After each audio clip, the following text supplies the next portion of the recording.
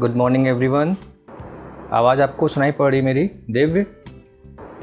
Very good. सो आज हम अपना नेक्स्ट चैप्टर शुरू करेंगे, ओके, जो कि सरफेस केमिस्ट्री है। चैप्टर नंबर 5 है हमारा केमिस्ट्री का, वॉल्यूम 1 NCERT। इससे पहले मैंने एक वीडियो डाला था जिसमें आपको मैंने बताया था कि सिलेबस हमारा क्या रहेगा, क्या क्या चीज़ रिमूव कर दी गई है 2020-21 में, और पेपर की डिज़ाइन कैसी है। मुझे लगता है सभी ने देख लिया होगा। आप सबने देख लिया ना वो वीडियो? अगर नहीं देखा है तो आप फिर से जाके देख लीजिएगा लिंक पे।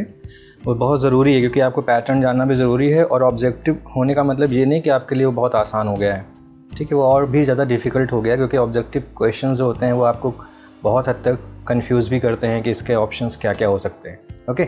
तो वो वीडियो ज़रूर देख लेना। और उसके बाद आज हम सरफेस केमिस्ट्री की बात करेंगे। बहुत सारे टॉपिक सरफेस केमिस्ट्री से रिमूव कर दिए गए हैं। इससे पहले के चैप्टर केमिकल काइनेटिक्स के जो क्वेश्चन आंसर्स की सीरीज़ है वो मैं आज अपलोड कर दूंगा। अगर आप में से किसी को भी कोई भी प्रॉब्लम होगी तो आप उस लिंक को देख के उसमें से सारे हिंट्स देख लेना, कैसे एग्ज़ाम में क्वेश्चन पूछे जाते हैं और कैसे कैसे आंसर्स आपको लिखने हैं। हिंट मैं सारे क्वेश्चंस के दे दिया हूँ, वो चाहे सिलेबस में है और चाहे नहीं है, दोनों ही केसेस में, ठीक है। तो आज हम सरफेस केमिस्ट्री की बात करेंगे। सरफेस केमिस्ट्री वैसे तो पूरी तरह से थ्योरेटिकल है, इसमें कुछ भी बहुत डिफ़िकल्ट नहीं है, बहुत आसान सा चैप्टर है, पूरी तरह से थ्योरेटिकल है, पर इसमें ऑब्जेक्टिव क्वेश्चंस बहुत सारे बन सकते हैं, ठीक है। तो अगर आपने देखा होगा सिलेबस तो मुझे लगता है कि समझ में आ गया होगा कि पहला हमारा टॉपिक होगा वो एडजॉर्प्शन और एब्जॉर्प्शन का होगा। देन टाइप्स ऑफ एडजॉर्प्शन पे जाएंगे, और हमारी एनसीईआरटी में 2-3 टॉपिक्स को रिमूव कर दिया गया है। जैसे कैटालिसिस की सारी हेडिंग रिमूव हो गई है। Catalysis, homogeneous catalysis, heterogeneous catalysis, then zeolites के बारे में भी रिमूव कर दिया गया है, और उसके साथ साथ फिर इमल्सन जो हमारे लास्ट का टॉपिक है वो भी रिमूव कर दिया गया है। मतलब मान के चलिए कि 40% 35 से 40% का टॉपिक रिड्यूस कर दिया गया है। सिर्फ सरफेस केमिस्ट्री में आपको adsorption, absorption, types of adsorption पढ़ने हैं, और उसके साथ साथ हमें कोलाइट्स के बारे में पढ़ना है, ठीक है। तो आज हम पढ़ेंगे, आज का जो हमारा शेड्यूल्ड है उसके हिसाब से हम पढ़ेंगे adsorption, absorption and types of adsorption, and अगर टाइम मिला तो हम फ्रेंडलिक एडजॉर्प्शन आइसोथर्म को भी अभी डिस्कस करेंगे, ओके। तो आवाज़ आ रही होगी मुझे लगता है, अगर आप, ठीक है।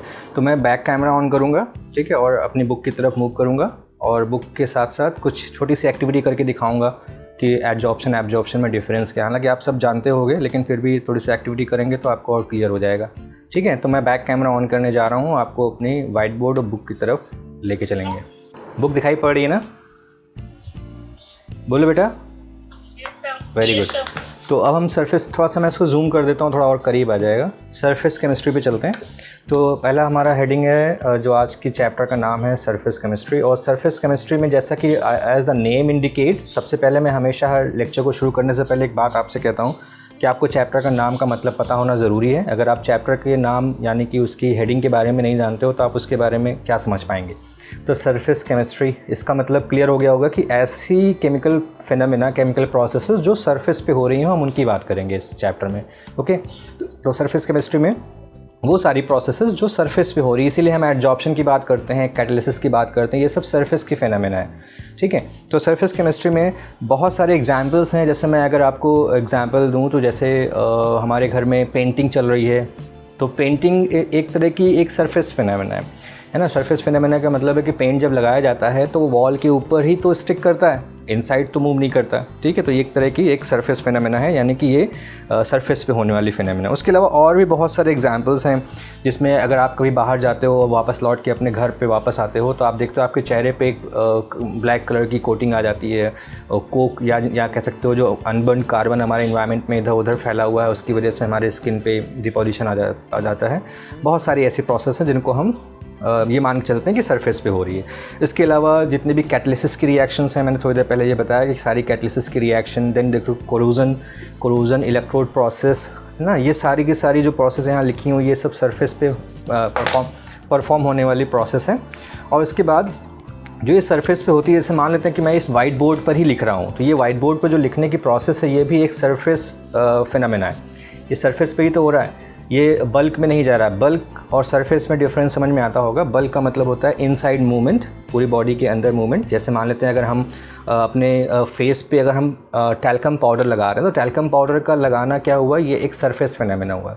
लेकिन अगर हमारे जैसे बच्चों को मालिश की जाती है या बूढ़ों को, या हम लोग भी कभी कभी ऑयल लगा के मसाज करते हैं, तो मसाज करने पे वो ऑयल इनवर्ड मूव कर जाता है, तो ये एक तरह का एब्जॉर्प्शन फिनोमेना हुआ है। तो एडजॉर्प्शन और दूसरी फिनोमेना का नाम जो मैं बोल रहा हूँ वो है एब्जॉर्प्शन। इन दो फिनोमेना के बारे में अभी हम थोड़ा बहुत डिस्कस करेंगे, एब्जॉर्प्शन एंड एडजॉर्प्शन। तो AD जहाँ लगा होगा वो सरफेस की बात करेगा, और जहाँ AB लगा होगा यानी एब्जॉर्प्शन की हम बात करेंगे वो बल्क की बात होगी। ठीक है, अब जैसे मान लेते हैं कि एक सॉलिड ब्लॉक है, ये रखा हुआ है ऐसे कहीं पर भी, और इसके ऊपर कुछ गैस के मॉलिक्यूल जो कि आपको दिखाई नहीं पड़ेंगे, वो गैस के मॉलिक्यूल्स अगर इसके ऊपर जाके स्टिक कर जाते हैं तो ये सॉलिड और ये गैस का एडजॉर्प्शन हुआ है सॉलिड के ऊपर। तो यहाँ पे जहाँ पे इनका अटैचमेंट हो रहा है उसको हम इंटरफेस बोलते हैं। ठीक है, और इस इंटरफेस को हम स्लैश से लिखते हैं, जैसे इसमें हम लिखेंगे गैस स्लैश सॉलिड, है ना, इस तरीके से, या लिक्विड स्लैश सॉलिड। तो ये इंटरफेस, ये जो स्लैश है ये इंटरफेस बताता है। इंटरफेस का मतलब जहाँ पे ये दोनों एक दूसरे के कांटेक्ट में आ रहे हैं। तो जब भी स्लैश लगा के लिखा हो तो आप ये समझ लीजिए कि वो इंटरफेस की बात कर रहा है। ठीक है, तो जो हमारा पहला जो पेज है इस NCERT का, इसमें सिर्फ आपको एग्जांपल्स बहुत सारे बताए गए हैं और कहाँ पे ये सारी एडजॉर्प्शन की या सरफेस की फिनोमेना हो रही उसकी बात की जा रही है। ठीक है, अब हम नेक्स्ट पेज पे मूव करेंगे जहाँ से हमारी मेन हेडिंग शुरू होती है, दैट इज़ एडजॉर्प्शन। तो एडजॉर्प्शन एक्चुअली है क्या, थोड़ी देर पहले मैं डिस्कस कर चुका हूँ। एडजॉर्प्शन एक सरफेस फिनोमेना है जिस पे कोई भी मॉलिक्यूल्स, हम ये कहते हैं, देयर इज यहाँ पे एक बोल्ड लेटर्स में डेफिनेशन भी लिखी है, the accumulation of molecular species at the surface rather than in the bulk of a solid और liquid is termed as adsorption. तो एडजॉर्प्शन है क्या, एक्चुअली इट इज़ एक्युमुलेशन, मतलब collection, accumulation of the molecular species. कोई भी molecular species हो सकती है, कोई गैसेज हो सकती हैं, कोई लिक्विड पार्टिकल्स हो सकते हैं, सॉलिड के पार्टिकल्स हो सकते हैं, at the surface rather than in the bulk. Rather than in the bulk मतलब इनवर्ड मूवमेंट नहीं होगा, सिर्फ सरफेस पर ही होगा, ऑफ ए सॉलिड और liquid is termed as adsorption.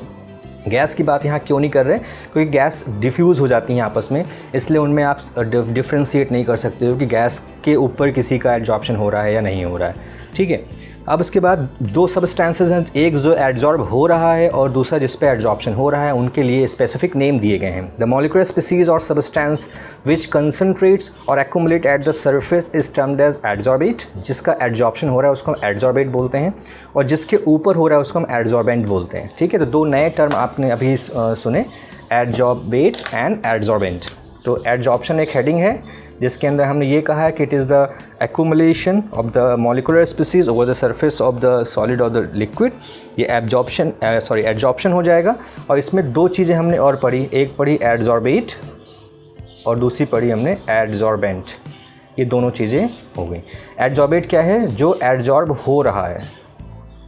ठीक है, जो एडजॉर्ब हो रहा है, और जिसके ऊपर एडजॉर्प्शन हो रहा है वो हो जाएगा एडजॉर्बेंट। ठीक है, जिसके ऊपर एडजॉर्प्शन होगा वो एडजॉर्बेंट, जिसका एडजॉर्प्शन होगा वो एडजॉर्बेट। जैसे मैंने कहा कि ये एक सॉलिड क्योंकि ब्लॉक है और इसके ऊपर सैंड ऐसे आके डिपॉजिट हो गई।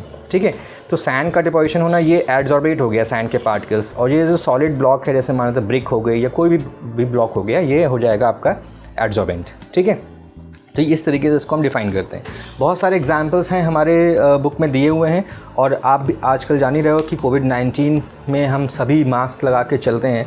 तो आपने बहुत से लोगों के मास्क में देखा होगा एक छोटा सा बॉल जैसा या एक स्फेरिकल स्ट्रक्चर लगा होता है जिसमें फ़िल्टर होता है। ठीक है, तो बेसिकली ऐसे ही माइनर्स जो होते हैं वो भी मास्क लगा के चलते हैं जिनमें फ़िल्टर लगा होता है, जिसमें चारकोल भरा होता है। और चारकोल एक बहुत अच्छा एडजॉर्बेंट है जो बहुत सारे गैसेस को और बहुत सारे सॉलिड पार्टिकल्स को अपने ऊपर एब्जॉर्ब कर सकता है।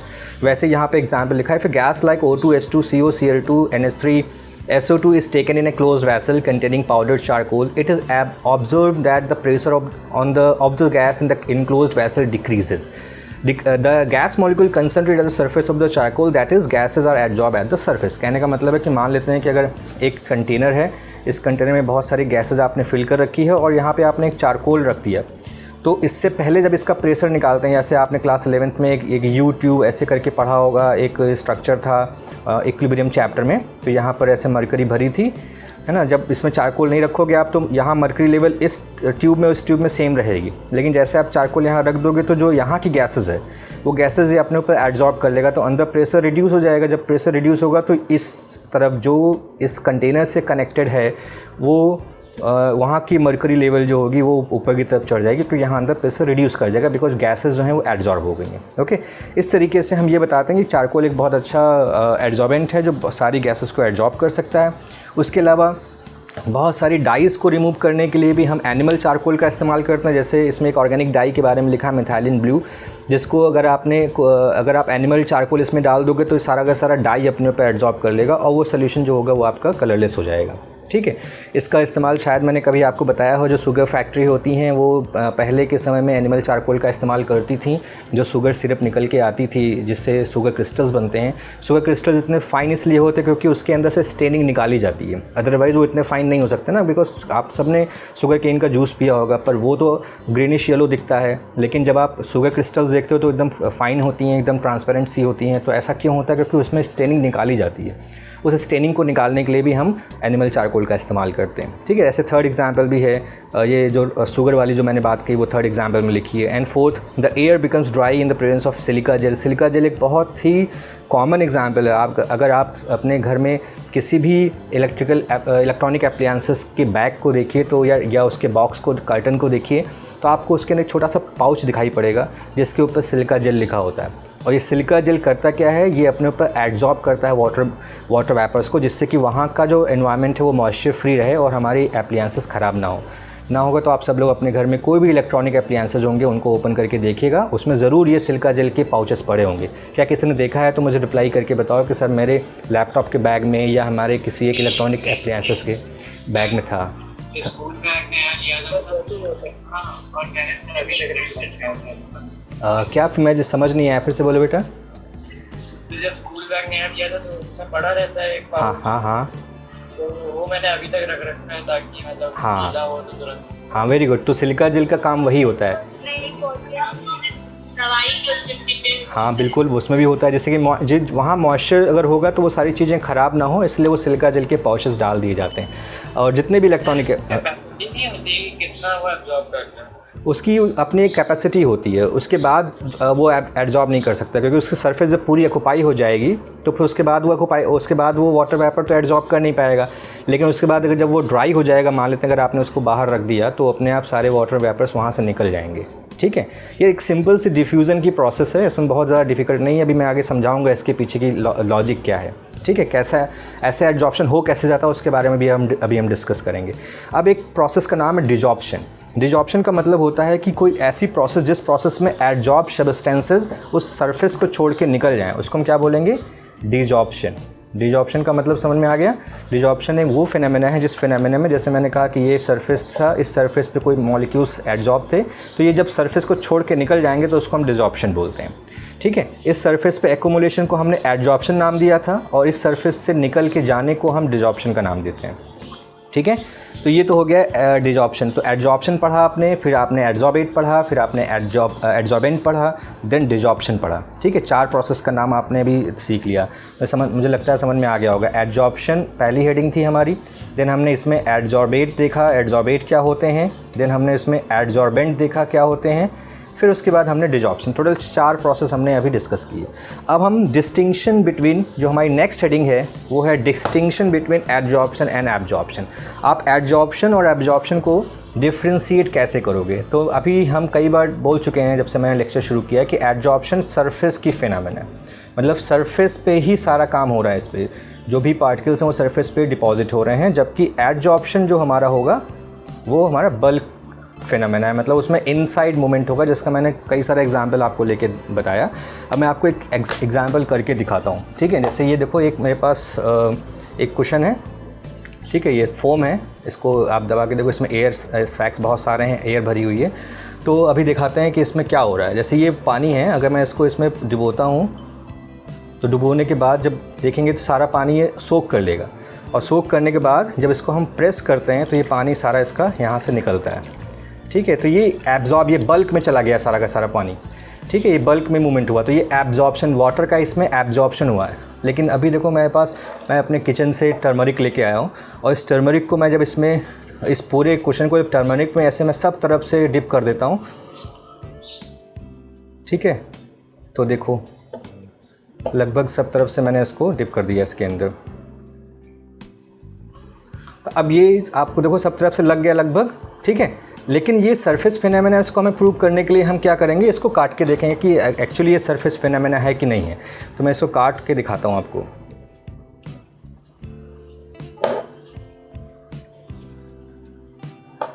ये देखिए अंदर से ये पीला है, कहीं नहीं है ना, अंदर से वेट है क्योंकि वाटर अंदर चला गया था।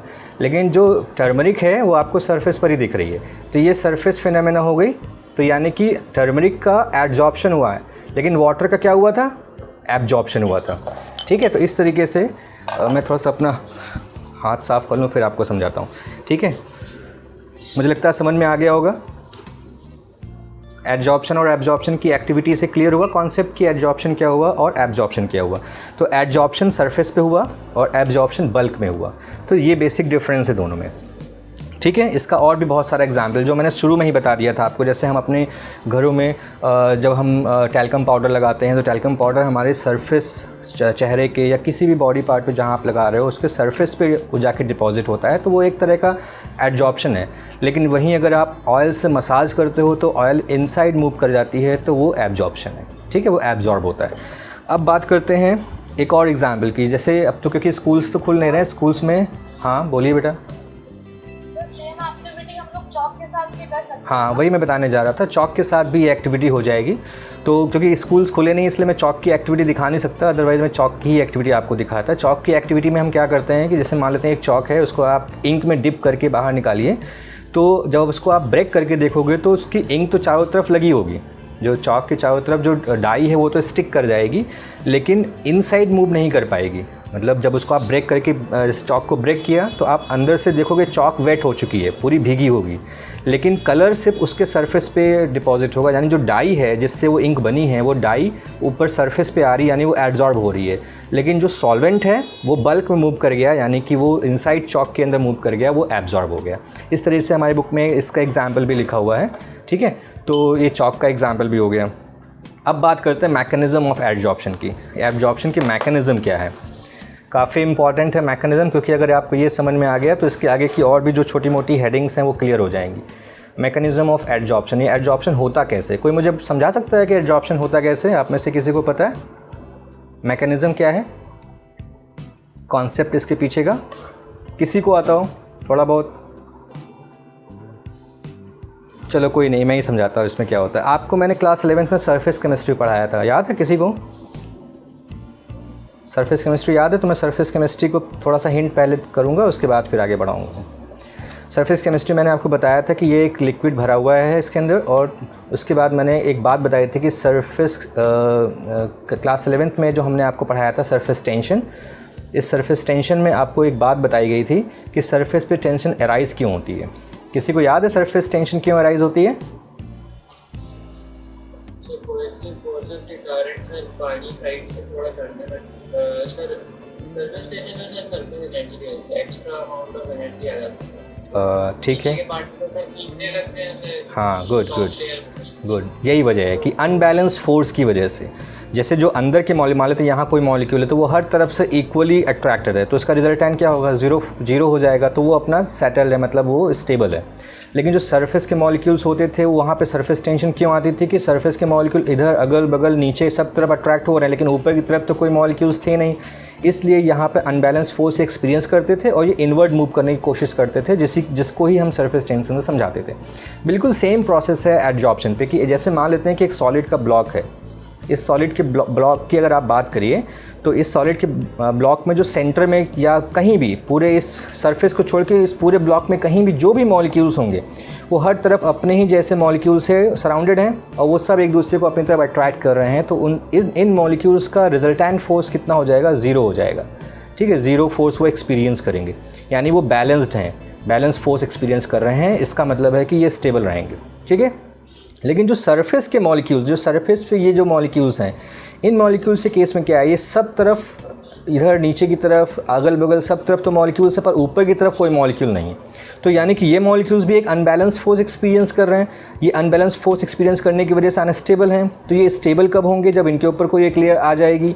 इसी वजह से, इस अनबैलेंस फोर्स की वजह से इनके अंदर एक अट्रैक्टिव इन्फ्लुएंस आ जाता है, जो ये अपने सराउंडिंग में जो भी मॉलिक्यूल्स होते हैं उनको अट्रैक्ट करने की कोशिश करना शुरू करते हैं। तो मान लेते हैं गैसेस मॉलिक्यूल्स आसपास घूम रहे हैं, तो ये जो सरफेस के मॉलिक्यूल्स हैं उन गैस के मॉलिक्यूल्स को अपनी तरफ खींचने की कोशिश करेंगे। ठीक है, तो ये जो गैस के मॉलिक्यूल इसकी तरफ आएंगे और इसके ऊपर डिपॉजिट हो जाएंगे। जैसे इसके ऊपर गैस के मॉलिक्यूल डिपॉजिट होंगे, अब ये लेयर स्टेबल हो जाएगी, क्योंकि इनके ऊपर भी कोई ना कोई मॉलिक्यूल आ गया है जो इनके रिजल्टेंट को बैलेंस कर रहा है। इसी वजह से एडजॉर्प्शन होता है।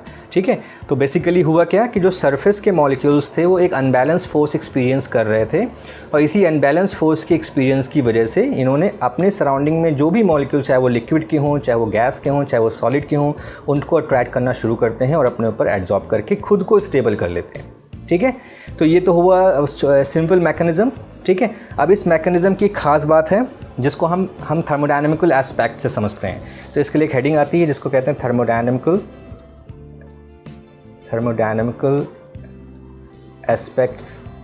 Aspect of adsorption. इसका थर्मोडायनेमिकल एस्पेक्ट क्या है? थर्मोडायनेमिकल एस्पेक्ट क्या कहता है? क्योंकि थर्मोडायनेमिक्स की एक ही सबसे इम्पॉर्टेंट बात थी डेल्टा जी, जो क्या कहती थी कि प्रोसेस कैसी होनी चाहिए, स्पॉन्टेनियस होने के लिए डेल्टा जी की वैल्यू क्या होनी चाहिए? नेगेटिव होनी चाहिए। तो अगर ये एडजॉर्प्शन स्पॉन्टेनियस है तो delta G should be negative, और डेल्टा जी नेगेटिव होने के लिए हमने फॉर्मूला क्या पढ़ा है? Delta G is equal to delta H minus T delta S, ये हमने फॉर्मूला पढ़ा हुआ है। ठीक है, याद है ना सबको? ये फॉर्मूला हमने पढ़ा हुआ है। अब देखिए, अब बात करते हैं डेल्टा एच क्या है। Delta H is the enthalpy change. Enthalpy change अगर हम इस प्रोसेस की बात करें जिसमें गैस के मॉलिक्यूल्स आके इस सरफेस पे डिपॉजिट हो रहे हैं, तो ये प्रोसेस एक एक्सोथर्मिक फेनोमेना होगी कि नहीं होगी? क्योंकि मॉलिक्यूल्स, जो गैस के मॉलिक्यूल्स हैं, वो पहले जब फ्री हैं तो उनके पास एनर्जी बहुत ज़्यादा है, लेकिन जैसे ही वो इसके ऊपर आके एडजॉर्ब हो जाएंगे तो इनकी एनर्जी डाउन हो जाएगी कि नहीं हो जाएगी? बिकॉज अगर एनर्जी रिड्यूस नहीं करेगी तो स्टेबल ही नहीं होंगे, क्योंकि हाई एनर्जी जो होती है वो अनस्टेबिलिटी के लिए रिस्पॉन्सिबल होती है और लो एनर्जी स्टेबिलिटी के लिए रिस्पॉन्सिबल होती है। अगर ये सेटल हो गए हैं, इसका मतलब है कि these molecules have to release energy, otherwise वो सेटल नहीं हो पाएंगे। ठीक है, तो ये एक तरह की एक्सोथर्मिक फेनोमेना होगी, यानी जो डेल्टा एच होगा वो हमारा नेगेटिव होगा। जो डेल्टा एच होगा वो हमारा क्या हो जाएगा? नेगेटिव। ठीक है, तो delta H is negative. Now अब बात करते हैं minus T delta S. Delta S क्या है? Entropy change. एंट्रोपी चेंज क्या होगा? गैस के मॉलिक्यूल्स जब फ्री थे तब उनके पास रैंडमनेस ज़्यादा थी, मतलब एंट्रोपी ज़्यादा थी, लेकिन जैसे वो इसके ऊपर एडजॉर्ब हो गए उनकी एंट्रोपी रिड्यूस कर गई। एंट्रोपी रिड्यूस करने का मतलब क्या हुआ? अब एंट्रोपी जो डेल्टा एस आ रहा है वो नेगेटिव में आएगा कि नहीं आएगा? क्योंकि पहले एंट्रोपी ज़्यादा थी, अब एंट्रोपी कम हो गई, तो डेल्टा एस नेगेटिव हो गया। तो इस फॉर्मूले में भी यहाँ नेगेटिव है, डेल्टा एस भी नेगेटिव है, तो नेगेटिव नेगेटिव प्लस हो जाएगा, तो यानी कि ये पूरा का पूरा टर्म पॉजिटिव आया। और डेल्टा जी हमें क्या चाहिए? नेगेटिव चाहिए। ठीक है, तो होता क्या है इनिशियली, अगर आपसे कोई पूछे कि what condition is favourable for the adsorption, तो आपको बोलना है कि डेल्टा जी तभी नेगेटिव होगा जब ये टर्म स्मॉलेस्ट हो, मतलब इस वाले टर्म से छोटा हो न्यूमेरिकली। तो ये छोटा कब होगा? जब टेम्परेचर लो होगा। जब टेम्परेचर लो होगा तो ये टर्म, ये जो न्यूमेरिकल वैल्यू होगी यहाँ की, वो अपने आप कम हो जाएगी और ओवरऑल वैल्यू नेगेटिव आ जाएगी। ठीक है, ये क्लियर हुआ।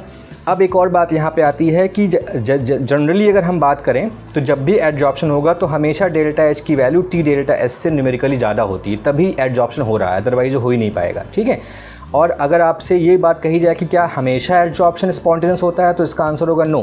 क्यों नो होगा? क्योंकि जैसे जैसे एडजॉर्प्शन होना शुरू होगा वैसे वैसे डेल्टा जी की जो नेगेटिव वैल्यू थी वो घटनी शुरू हो जाएगी, और घटने का मतलब है डेल्टा जी की वैल्यू जब नेगेटिव में घटने लगेगी तो एक समय ऐसा आएगा जब न्यूमेरिकली दोनों बराबर हो जाएंगे, और जैसे ही न्यूमेरिकली दोनों बराबर होंगे डेल्टा जी हमारा ज़ीरो हो जाएगा। डेल्टा जी जीरो होने का मतलब एडजॉर्प्शन स्टॉप हो जाएगा। ठीक है, इसीलिए आपको देखो, मैं थोड़ी देर पहले जो एक्टिविटी करके दिखा रहा था उसमें बार बार मैं उसको रोल कर रहा था, लेकिन टर्मरिक जितना एक बार स्टिक कर गया तो उसके बाद वो स्टिक नहीं कर पा रहा था, क्योंकि वहाँ पर डेल्टा जी जीरो हो चुका था। ठीक है, अब वो प्रोसेस आगे नहीं बढ़ सकती। क्लियर हो गया कॉन्सेप्ट? तो इसको कहते हैं थर्मोडायनेमिकल एस्पेक्ट, जिसके हिसाब से आप समझाते हो कि कब एडजॉर्प्शन होगा और कब एडजॉर्प्शन नहीं होगा। तो इस पूरी हेडिंग में सबसे इंपॉर्टेंट चीज़ आपने सीखी कि जो एडजॉर्प्शन है वो एक एक्सोथर्मिक फिनोमेना है जिसमें डेल्टा एच हमारा नेगेटिव होगा। ये एक बहुत इंपॉर्टेंट फैक्ट है। ठीक है, क्योंकि ये जो प्रोसेस है ये आप इसको कंडेंसेशन फिनोमेना से कंपेयर कर सकते हो अगर गैस का एडजॉर्प्शन पढ़ रहे हो तो डेल्टा एच हमारा नेगेटिव हो जाएगा, एक्सोथर्मिक प्रोसेस है। डेल्टा एस भी नेगेटिव होगा क्योंकि एंट्रोपी घट गई है, और delta G should be negative अगर ये प्रोसेस स्पॉन्टेनियस रहनी है तो। ठीक है, तो this is all about the thermodynamical aspects. किसी को कोई कन्फ्यूज़न हो तो बताइए कि सर इसमें समझ नहीं आया थर्मोडायनेमिक्स का। कोई कन्फ्यूज़न हो तो पूछ सकते हो बेटा मैकेनिज्म ऑफ एडजॉर्प्शन में। मुझे लगता है मैंने सारी चीज़ें एक्सप्लेन कर दी है, फिर भी अगर आपको लग रहा है कि सर ये चीज़ नहीं समझ में आ रही है तो आप पूछ लीजिए। आ गया ना, क्लियर हो गया? ठीक है, अब हम नेक्स्ट हेडिंग की तरफ मूव करेंगे। मैकेनिज्म काफ़ी इंपॉर्टेंट है, थोड़ा सा अच्छे से पढ़िएगा, नहीं समझ में आएगा तो मुझे वापस से पूछ लीजिएगा। अब आते हैं टाइप्स ऑफ एडजॉर्प्शन। ठीक है, टाइप्स ऑफ एडजॉर्प्शन का मतलब कितने तरह के एडजॉर्प्शन हम पढ़ते हैं। जनरली हम जब पढ़ते हैं तो दो ही तरह के एडजॉर्प्शन हैं। एक है फिजिकल एडजॉर्प्शन, फिजिकल एडजॉर्प्शन जिसको हम फिजीजॉर्प्शन के नाम से भी जानते हैं, फिजीजॉर्प्शन। ओके, और दूसरा है हमारा केमिकल एडजॉर्प्शन जिसको हम क्या नाम देंगे, chemisorption. Second one is first one physical adsorption जिसको हम फिजीजॉर्प्शन बोलते हैं, दूसरा केमिकल एडजॉर्प्शन जिसको हमने बोला केमीजॉर्प्शन। ओके, तो एज द नेम इंडिकेट्स आपको बहुत सारी इन्फॉर्मेशन इसी से मिल जाएगी। फिजिकल एडजॉर्प्शन मतलब यहाँ पर जो फोर्स ऑफ अट्रैक्शन लग रहा है वो फिजिकल फोर्स होगा। ओके, तो कौन सा फिजिकल फोर्स होता है आप सबको शायद पता भी होगा, that is van der Waals force. Van der Waal force को हम बोलते हैं, वॉन डर वाल फोर्स को हम बोलते हैं फिजिकल फोर्स। ठीक है, और ये बहुत ही वीक होता है, ये भी आप जानते हो, सबसे वीकेस्ट फोर्स की कैटेगरी में आता है वॉन डर वाल फोर्स। और केमिकल एडजॉर्प्शन जहाँ पे होगा वहाँ पर केमिकल फोर्सेस यानी कि केमिकल बॉन्ड का फॉर्मेशन होता है। केमिकल बॉन्ड कोई भी हो सकता है, कोवलेंट भी हो सकता है या फिर आयोनिक भी हो सकता है। फिजिकल एडजॉर्प्शन में van der Waal force of attraction and chemical adsorption में केमिकल बॉन्ड का फॉर्मेशन यानी कि कोवलेंट बॉन्ड या आयोनिक बॉन्ड हो सकता है। अब दूसरी बात है कि इनकी कैरेक्टरिस्टिक एग्जाम में पूछी जाती है कि क्या कैरेक्टरिस्टिक्स हैं फिजिकल एडजॉर्प्शन की और केमिकल एडजॉर्प्शन की। तो वन बाय वन हमारे बुक में भी लिखा है, हम बुक से ही आपको हिंट करके समझा देंगे। फिजीजॉर्प्शन की जो हमारी पहली कैरेक्टरिस्टिक है उसमें लैक ऑफ स्पेसिफिसिटी है। लैक ऑफ स्पेसिफिसिटी का मतलब क्या होता है? लैक ऑफ स्पेसिफिसिटी का मतलब ये स्पेसिफिक नहीं है। देखिए, कैरेक्टरिस्टिक ऑफ फिजीजॉर्प्शन की जो पहली हमारी है वो है लैक ऑफ स्पेसिफिसिटी, सबके बुक में लिखा भी होगा। स्पेसिफिसिटी का मतलब समझ में आ गया होगा, स्पेसिफिक होना। स्पेसिफिक का मतलब जैसे किसी एक के लिए स्पेसिफिक होना। जैसे मान लेते हैं कि कोई एक सीट है जहाँ पे पहले से नाम लिख दिया जाता है कि यहाँ पे यही बंदा बैठेगा, तो वो स्पेसिफिक उसके लिए होगी। उसी तरीके से फिजीजॉर्प्शन में ये कहा जा रहा है कि यहाँ पे लैक ऑफ स्पेसिफिसिटी है, मतलब कोई भी एडजॉर्बेट किसी भी एडजॉर्बेंट पे एडजॉर्ब हो सकता है। ठीक है, यहाँ पे कोई ऐसा बाउंडेशन नहीं है कि ये एडजॉर्बेट है तो ये इसी एडजॉर्बेंट पे जाके एडजॉर्ब होगा। कोई भी एडजॉर्बेट किसी भी एडजॉर्बेंट पे जाके एडजॉर्ब हो सकता है, तो इसी को कहते हैं लैक ऑफ स्पेसिफिसिटी। मतलब अगर एक सॉलिड का ब्लॉक है तो उसके ऊपर किसी भी मॉलिक्यूल का एडजॉर्प्शन फिजिबल है, ये फिजीजॉर्प्शन में होता है। कोई भी मॉलिक्यूल आ सकता है, चाहे कोई गैस का हो, चाहे वो ऑक्सीजन हो, चाहे वो नाइट्रोजन हो, चाहे कुछ भी हो, किसी चीज़ के लिए स्पेसिफिसिटी नहीं है। जबकि वहीं केमीजॉर्प्शन अभी हम आगे पढ़ेंगे तो केमीजॉर्प्शन में इसका उल्टा हो जाएगा, वहाँ पे स्पेसिफिसिटी होती है बिकॉज वहाँ कोवलेंट बॉन्ड बनता है। दूसरा है नेचर ऑफ एडजॉर्बेट, जो दूसरी हेडिंग है हमारी कैरेक्टरिस्टिक की, that is nature of adsorbate. Adsorbate का नेचर कैसा है? नेचर का मतलब कि कौन सा एडजॉर्बेट कितनी आसानी से एडजॉर्ब हो सकता है, ये एक बहुत इंपॉर्टेंट फैक्ट है। तो जैसे ये ब्लॉक पे अगर ये मॉलिक्यूल्स एडजॉर्ब हो रहे हैं तो ये डिपेंड करेगा इन मॉलिक्यूल्स की टेंडेंसी पे, इनका खुद का नेचर कैसा है। तो एग्जाम्पल के तौर पे जैसे बुक में लिखा है कि हम इनको गैस मानते हैं कि गैस के मॉलिक्यूल्स है जिनको आपने यहाँ एडजॉर्ब किया है। तो जिस गैस की, ये कह सकते हो जिस गैस में क्रिटिकल टेम्परेचर ज़्यादा होगा, क्रिटिकल टेम्परेचर मुझे लगता है याद होगा, critical temperature is that temperature, किसी को याद हो तो बताओ बेटा, क्रिटिकल टेम्परेचर क्या होता है फॉर गैसेस? नहीं, गैस है तो लिक्विड में आएगा ना बेटा। ठीक है, हाँ, तो क्रिटिकल टेम्परेचर, हाँ, क्रिटिकल टेम्परेचर वो टेम्परेचर है जिस टेम्परेचर पे जब आप टेम्परेचर पे लेके आते हो उस गैस को तो वो गैस से लिक्विड स्टेट में कन्वर्ट हो जाती है। जिसका क्रिटिकल टेम्परेचर ज़्यादा होगा इसका मतलब वो ईजिली लिक्विफिएबल होगी। अगर आपको कॉन्सेप्ट याद हो तो जैसे मैंने कहा कि 3 गैसेस हैं ABC, और एक का मान लेते हैं 25 डिग्री सेल्सियस है, एक का मान लेते हैं 60 डिग्री सेल्सियस, और एक का मान लेते हैं, एग्जाम्पल खाली दे रहा हूँ मैं, 120 डिग्री सेल्सियस। ये इनका क्रिटिकल टेम्परेचर है। ठीक है, तो सबसे पहले कौन सी गैस लिक्विफाई होगी आप बताइए?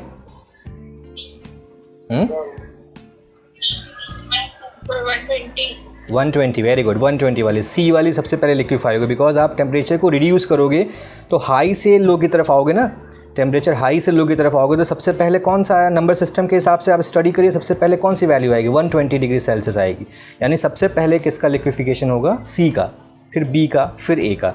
यानी कि वो गैस, अगर हम गैस का एडजॉर्प्शन पढ़ रहे हैं सरफेस पे, तो हम ये कहते हैं कि जिसका क्रिटिकल टेम्परेचर ज़्यादा होगा वो गैस सबसे जल्दी एडजॉर्ब होगी। तो इसी को नेचर ऑफ एडजॉर्बेट में लेके आते हैं कि नेचर कैसा है एडजॉर्बेट का, क्या उसकी टेंडेंसी है एडजॉर्ब होने की या नहीं है। ठीक है, तो ये सेकेंड हेडिंग हो गई। अब है आपकी थर्ड हेडिंग। थर्ड हेडिंग में हम पढ़ते हैं रिवर्सिबिलिटी। ठीक है, तो थर्ड हमारा जो कैरेक्टरिस्टिक है that is reversible nature. Reversible nature, reversible nature का मतलब कि अगर आपने एक बार मान लेते हैं कि जैसे सॉलिड है उस पर आपने गैस का एडजॉर्प्शन किया है तो ये बना रहा है गैस सॉलिड। ये मैंने बताया थोड़ी देर पहले ना, इंटरफेस लगाते हैं जब एडजॉर्प्शन हो जाता है, तो एडजॉर्बेट है, ये एडजॉर्बेंट है। तो ये प्रोसेस कैसी थी, एक्सोथर्मिक थी, इसलिए यहाँ पर क्या निकलेगी, हीट निकलेगी। ठीक है, तो ये एक नॉर्मल प्रोसेस है। जो हम एक फिजिजॉर्प्शन की बात कर रहे हैं जिसमें एक सॉलिड के ऊपर गैस का एडजॉर्प्शन हो रहा है, तो ये एक एक्सोथर्मिक फिनोमेना होने का मतलब है कि यहाँ से हीट रिलीज़ हो रही है। तो ये एक इक्विलिब्रियम साइन मैंने यहाँ लगाया है, रिवर्सिबल होने का साइन लगाया है। इसका मतलब है कि अगर आप उसमें से हीट जैसे यहाँ निकल रही है, अगर आप उसको हीट दे दीजिए तो अकॉर्डिंग टू लीस्ट-चाटलर प्रिंसिपल क्या होगा, रिएक्शन बैकवर्ड डायरेक्शन में जाएगी, यानी कि जो गैस एडजॉर्ब हुई थी वो डिज़ॉल्व हो जाएगी। तो इसी को रिवर्सिबल नेचर कहते हैं। ठीक है, कि अगर आप टेम्परेचर बढ़ा देंगे यानी आप हीट दे देंगे सिस्टम को, तो उस कंडीशन पे गैस जो एडजॉर्ब हुई थी वो वहाँ से डिज़ॉल्व हो जाएगी। ठीक है, तो ये रिवर्सिबल नेचर का कॉन्सेप्ट है। ये हमेशा आप ली-चाटलर प्रिंसिपल से समझाते हो, उसी से आप यहाँ पर भी समझा देंगे। फिर आपका फोर्थ पॉइंट सरफेस एरिया, काफ़ी इंपॉर्टेंट पॉइंट है और इस पर 1 मार्क के क्वेश्चन बनते हैं। Surface area of adsorbent, surface area, क्योंकि ये एक सरफेस फिनोमेना है, तो यानी कि सरफेस एरिया अगर आप बढ़ाओगे तो एडजॉर्प्शन बढ़ेगा। तो एडजॉर्प्शन जो होगा हमारा, adsorption increases, adsorption increases on increasing surface area. मुझे लगता है क्लियर हो गया होगा क्यों ऐसा हो रहा है। सबको समझ में आया कि ऐसा क्यों हुआ, कि सरफेस एरिया बढ़ाएंगे आप तो जो आपका एडजॉर्प्शन है वो बढ़ जाएगा। क्लियर हो रहा है सबको कि नहीं? कोई मुझे समझा सकता है इसका रीज़न?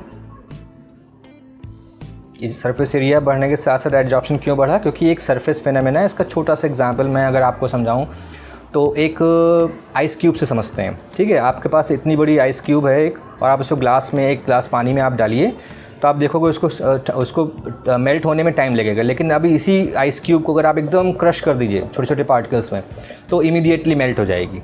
होता है ऐसा?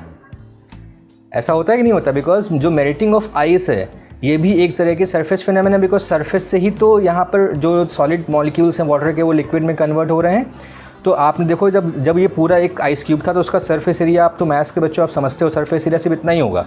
ठीक है, लेकिन अगर आपने उसको बहुत छोटे छोटे पार्टिकल्स में डिवाइड कर दिया तो हर एक पार्टिकल जो है वो एक सरफेस एरिया पजेस करेगा, और इनका सरफेस एरिया आप मिलाओगे तो वो पहले वाले एक सिंगल क्यूब से कहीं ज़्यादा आएगा।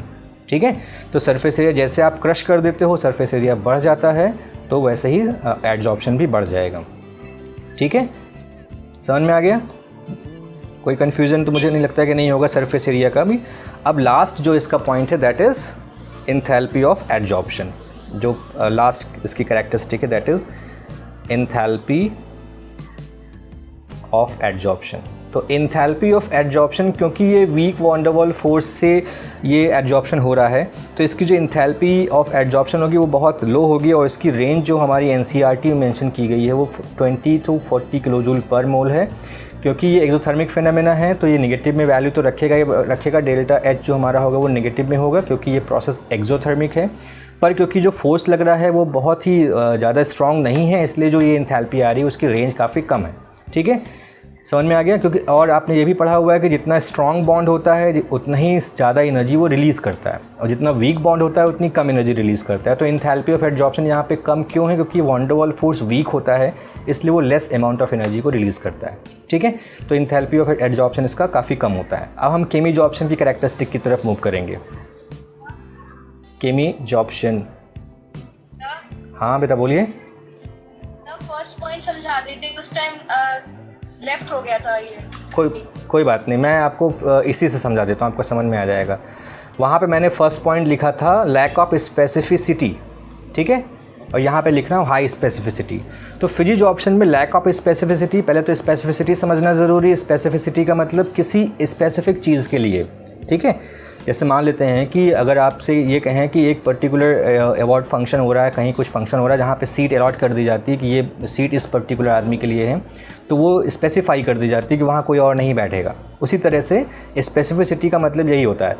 केमिज ऑप्शन में हाई स्पेसिफिसिटी है, फिजिक्स ऑप्शन में लैक ऑफ स्पेसिफिसिटी है, बिकॉज फिजिक्स ऑप्शन में एक वॉन डर वाल फोर्स लगता है।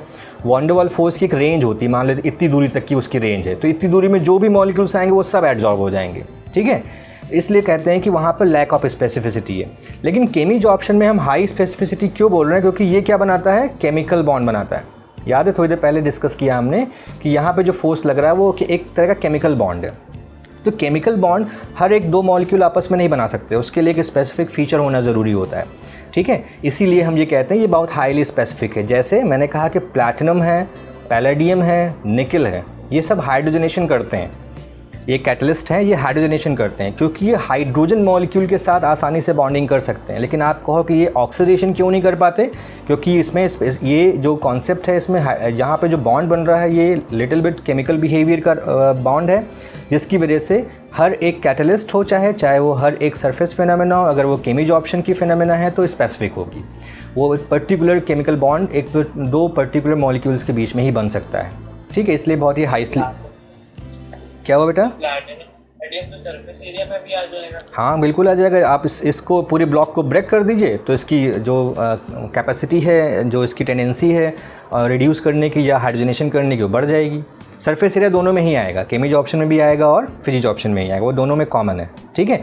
बस पहली डिफरेंस क्या आ गया इसमें कि वहाँ हमने लैक ऑफ स्पेसिफिसिटी बोला था फिजिक्स ऑप्शन में, जबकि केमिज ऑप्शन में बहुत ज़्यादा स्पेसिफिसिटी होती है। रीज़न सिर्फ उसका फोर्स ऑफ अट्रैक्शन है, क्योंकि फिजिक्स ऑप्शन में एक वॉन डर वाल फोर्स था। वॉन डर वाल फोर्स की एक रेंज होती है, उस रेंज में जो भी मॉलिक्यूल्स आएंगे वो एब्जॉर्ब हो जाएंगे, ठीक है। जबकि केमिज ऑप्शन में क्योंकि केमिकल बॉन्ड बनता है, केमिकल बॉन्ड की एक बिहेवियर होता है, पर्टिकुलर बिहेवियर, वो वही पर्टिकुलर दो मॉलिक्यूल आपस में केमिकल बॉन्ड बना सकते हैं जिनके अंदर वो पर्टिकुलर फीचर होगा, अदरवाइज बॉन्ड का फॉर्मेशन नहीं होगा, ठीक है। अब सेकंड जो हमारी हेडिंग है दैट इज़ इरिवर्सिबिलिटी। इरिवर्सिबिलिटी क्यों बोल रहे हैं? इरिवर्सिबिलिटी इसलिए बोल रहे हैं क्योंकि अगेन बॉन्ड कैसा हुआ इसमें, केमिकल बॉन्ड बन गया, मतलब एक पर्टिकुलर बॉन्ड का फॉर्मेशन हो गया। तो जब bond permanent bond, chemical bond कैसे होते हैं, परमानेंट बॉन्ड होते हैं। इसी वजह से हम ये कहते हैं कि ये बॉन्ड जब बन जाएगा तो इसको ब्रेक कर पाना इतना आसान नहीं होगा। अगर आप उसको हीट भी करोगे तो इतनी आसानी से ब्रेक डाउन नहीं होगा। तो जनरली ये जो केमिज ऑप्शन होता है वो इरिवर्सिबल कहलाता है कि अगर एक बार केमिज ऑप्शन हो गया तो वो वापस नहीं लौटेगा। जिसका एक बहुत छोटा सा एग्जांपल है परमानेंट डाई कराना। कपड़े हमारे जब डाई होते हैं तो दो तरीके की डाई होती है। एक होती है जो टेम्पररी होती है, जब आप कपड़े धुलते हो धीमे धीमे वो रिमूव हो जाती है। लेकिन जो परमानेंट डाई होती है वो रिमूव नहीं होती है, क्योंकि परमानेंट डाई केमिज ऑप्शन के थ्रू केमिकल बॉन्ड बना के उस कपड़े पे डिपॉजिट हो जाती है।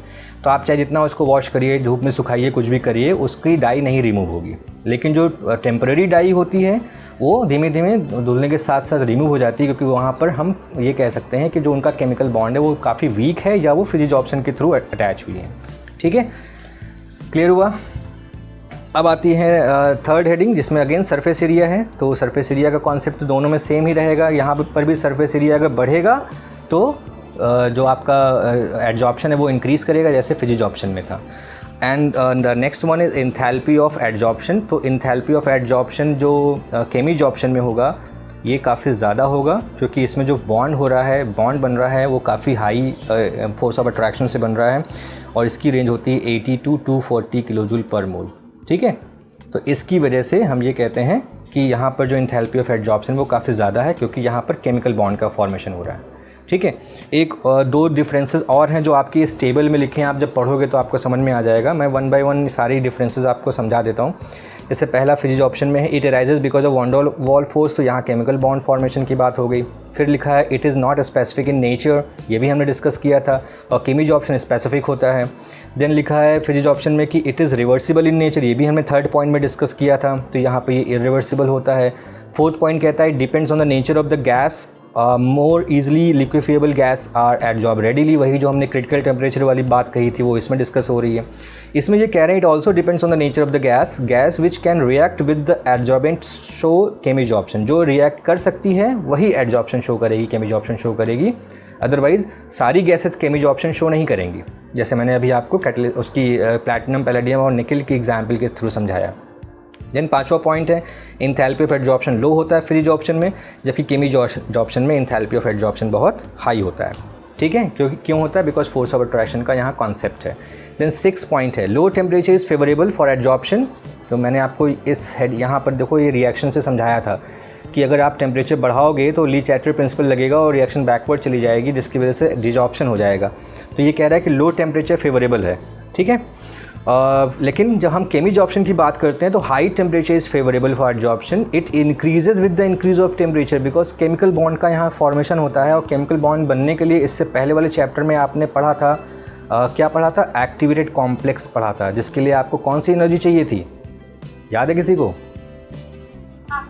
वेरी गुड, एक्टिवेशन एनर्जी चाहिए थी। और एक्टिवेशन एनर्जी तभी मिलेगी उसको जब उसका आप टेम्परेचर रेज करोगे। ठीक है, जैसे 7 point no appreciable activation energy is needed in physisorption, but chemisorption में एक्टिवेशन एनर्जी जरूरी होती है बिकॉज वहाँ पे केमिकल बॉन्ड बन रहा है। It depends on the surface area, it increases with an increase of surface area, तो वो दोनों में ही सेम रहेगा बिकॉज दोनों ही सरफेस फिनोमेना है। द 9 पॉइंट काफ़ी इंपॉर्टेंट है, ये मल्टी मॉलिकुलर होता है। फिजिजॉर्प्शन जो है मल्टी मॉलिकुलर होता है, जबकि केमिजॉर्प्शन यूनिमॉलिकुलर होता है। कोई मुझे इसको एक्सप्लेन कर सकता है ऐसा क्यों? आप में से जितने भी बच्चे हैं। हाँ, वो यूनिमॉलिकुलर मतलब उसमें कोर जो होते हैं उसमें वो पार्टिकल इंसर्ट हो जाता है। Good, very good. Van der Waal force होता है फिजिजॉर्प्शन में, तो वैन डर वाल फोर्स में ऐसा होता है एक लिमिट तक कि वो उसके पास जाएगा, उससे ज़्यादा क्लोज जाएगा तो रिपेल हो जाता है। ठीक है, ठीक है, ठीक है। और भी कोई समझाएगा? सही कह रहे हो, और कोई समझाएगा आप में से? और कोई कि ऐसा क्यों है कि जो फिजिजॉर्प्शन है वो, हाँ, फिजिकल एब्जॉर्प्शन में ये होता है कि वैन डर वाल फोर्सेस से उसे अट्रैक्ट करना होता है, तो वो जितनी रेंज तक जितने भी मल्टीपल लेयर्स होंगी वो सबको अट्रैक्ट कर सकता है। Very good, very good. Chemical absorption में वो सिर्फ सिंगल लेयर जो उसके कांटेक्ट में, क्योंकि उसे कोवेलेंट बॉन्ड बनाना है, हाँ, जो उसके कांटेक्ट में होगी। Very good, very good. बस यही इसका कॉन्सेप्ट है कि जैसे दिव्य ने भी सही बताया और तुमने भी सही बताया कि जैसे मान लेते हैं ये फिजिजॉर्प्शन है और ये केमिजॉर्प्शन का मैं एग्जाम्पल डिस्कस कर रहा हूँ, तो इसमें क्या हो रहा है कि एक रेंज तक का फोर्स ऑफ अट्रैक्शन इसके अंदर। तो इस रेंज में जितने भी मॉलिक्यूल्स आएंगे तो वो उनको पहले एक लेयर को एड्जॉर्ब किया, इसके बाद भी इसके अंदर थोड़ी बहुत स्ट्रेंथ है तो उसके ऊपर भी एक लेयर एड्जॉर्ब कर लेगा। ठीक है, उसके ऊपर भी एड्जॉर्ब कर लेगा, बट बहुत ज़्यादा लेयर ये भी नहीं एड्जॉर्ब कर सकता क्योंकि इसकी भी एक रेंज है, उससे ज़्यादा ये अपने ऊपर एड्जॉर्ब नहीं कर पाएगा। ठीक है, समझ में आ गया? मतलब बहुत ज़्यादा भी नहीं कर पाएगा, ऐसा नहीं वो unimolecular, by molecular, try molecular तक तो ठीक है, और इससे ऊपर नहीं जा पाएगा। जब आप हायर क्लासेस में जाओगे तो आपको ये पढ़ाया जाएगा न्यूमेरिकली भी कि ऐसा क्यों होता है। और केमिजॉर्प्शन यूनिमॉलिकुलर क्यों है? क्योंकि यहाँ पे केमिजॉर्प्शन में होता क्या है, इन जगहों पे एक्टिव साइट्स होती हैं। सरफेस पे क्या होती हैं? Active sites. तो इन एक्टिव साइट्स पे अगर कोई एक मॉलिक्यूल आके रुक गया तो इसका मतलब ये साइट्स तो ब्लॉक हो गई क्योंकि ये केमिकल बॉन्ड बना रहा है। तो जब ये साइट्स ब्लॉक हो गई हैं तो अब इसके ऊपर ये दूसरी लेयर कैसे बना पाएगा? क्योंकि यही इसकी नेचर ही इसका यही था कि ये जो एक्टिव साइट्स थी उन्हीं की वजह से वो अट्रैक्ट कर रहा था मॉलिक्यूल्स को, और जब ये केमिकल बॉन्ड बना के एड्जॉर्बेट इसके ऊपर जाके एड्जॉर्ब हो गए तो इन्होंने उस एक्टिव साइट्स को ब्लॉक कर दिया। अब ये इसके बाद फ्री ही नहीं है तो ये कैसे किसी और को एड्जॉर्ब करेंगे? इसलिए केमिजॉर्प्शन में ये यूनिमॉलिकुलर होता है, जबकि फिजिजॉर्प्शन में इनमें कई सारे पॉसिबिलिटी आपको दिखाई पड़ती है कि एक लेयर, 2 लेयर, 3 लेयर, कई लेयर हो सकती हैं। ठीक है, तो अभी आज के लिए हम इतना ही पढ़ेंगे। तो आज हमने बहुत सारी चीज़ें पढ़ी, जैसे एडजॉर्प्शन पढ़ा, देन हमने adsorbate, adsorbent, desorption, absorption, adsorption, और एक और चीज़ मिस हो गई थी, मैं आपको बता देता हूँ। अगर एडजॉर्प्शन और एड्जॉर्प्शन साइमल्टेनियस होती है तो उसको हम जॉर्प्शन बोलते हैं। देखो यहाँ पे लिखा हुआ है इस जगह पे, both adsorption and absorption take place simultaneously, also the term sorption is use to describe both the process. अगर दोनों प्रोसेस एक साथ हो रही होते हैं उसको हम जॉर्प्शन बोलते हैं। ठीक है, तो इस तरीके से हमने फिर मैकेनिज्म ऑफ एडजॉर्प्शन पढ़ा, जिसमें हमने उसकी थर्मोडायनेमिकल एस्पेक्ट्स को भी समझा, थर्मोडायनेमिकली हम कैसे समझते हैं। Then type of adsorption, physical adsorption, chemical adsorption के बारे में पढ़ा, फिर उसकी हमने सारी कैरेक्टरिस्टिक्स पढ़ी। ठीक है, मुझे लगता है क्लियर हो गया होगा, सारी चीज़ें आपको हो गई क्लियर? तो क्या बेटा? मतलब जो आगे इक्वेशंस नहीं है मतलब ये मैं नेक्स्ट लेक्चर में इसको डिस्कस करूँगा। ये एडजॉर्प्शन आइसोथर्म है, इस पर भी क्वेश्चन आते हैं एग्जाम में, डिस्क्राइब द एडजॉर्प्शन आइसोथर्म। तो थोड़ी सी हिंट कर देता हूँ। आइसोथर्म का मतलब जहाँ पे टेम्परेचर कांस्टेंट हो, तो ऐसे ग्राफ जिस पे टेम्परेचर को कांस्टेंट रख के आप ग्राफ बनाते हो, कर्व बनाते हो, उसको हम आइसोथर्म बोलते हैं। ठीक है, इसको फ्रेंडलिक नाम के साइंटिस्ट ने इसको एक्सप्लेन किया था, इसलिए हम उसको नेक्स्ट लेक्चर में डिस्कस करेंगे। Freundlich adsorption isotherm and adsorption from solution phase, then application, और उसके आगे जो कोलाइड्स आएंगे उनको हम नेक्स्ट लेक्चर में डिस्कस करेंगे। ठीक है, तो अभी मैं फ्रंट कैमरा ऑन करके आपसे थोड़ा सा बात करता हूँ। तो आज की क्लास ओवर करें। तो कैसा रहा आपका एक्सपीरियंस, आज समझ में आया सारी चीज़ें? हाँ अंजलि बोलो बेटा। तो जब एब्जॉर्प्शन होता है तो जो पार्टिकल्स सरफेस पे जाएंगे हाँ, तो वो स्टेबल हो जाने चाहिए, तो फिर वो पार्टिकल्स उसके अंदर पेनिट्रेट कैसे हो जाते हैं? तो वो सारे वो जो एडजॉर्बेट होगा वो अंदर नहीं मूव करता है। एडजॉर्प्शन में तो हम सरफेस की ही बात करते हैं। वो एडजॉर्प्शन एक दूसरी फिनोमेना है, एब्जॉर्प्शन एक दूसरी फिनोमेना है।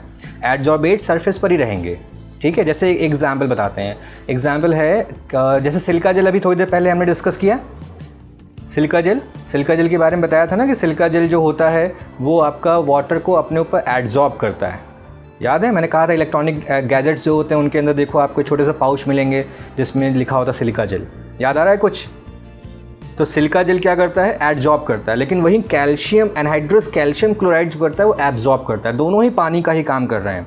सिलिका जेल क्या कर रहा है? पानी को अपने ऊपर एड्जॉर्ब कर रहा है, जबकि कैल्शियम क्लोराइड क्या कर रहा है? पानी को अपने अंदर एब्जॉर्ब कर रहा है। दोनों में डिफरेंस है। ठीक है, तो एड्जॉर्प्शन सरफेस की फिनोमेना हो गई और एब्जॉर्प्शन बल्क फिनोमेना हो गई। तो ये मतलब नहीं है कि कोई सब्सटेंस सरफेस पे आ गया तो वो अंदर चला जाएगा, या तो सरफेस पे रहेगा या तो इनवर्ड मूव करेगा। ठीक है, और कोई कन्फ्यूज़न?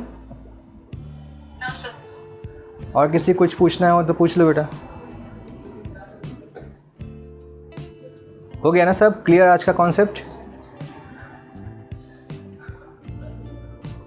क्लियर है? तो मैं क्लास ओवर करता हूँ फिर। Yes sir. ठीक है, किसी को कुछ पूछना हो तो अभी पूछ सकते हो, अदरवाइज मैं क्लास ओवर करता हूँ।